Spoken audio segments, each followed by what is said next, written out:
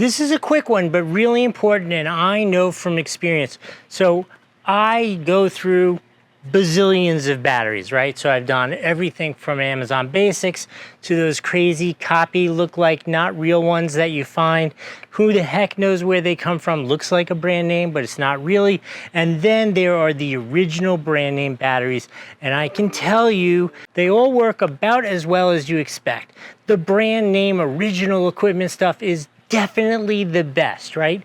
Then the Amazon Basics is like kind of a good cheap copy, not quite the best, but good. And then those kind of knockoff ones which try to look like these, but aren't these.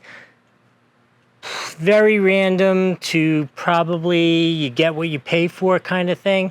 So I'm just coming here to tell you this is one of those situations where it really works, where you get what you pay for the good stuff. Hope this was helpful. We'll see you next time.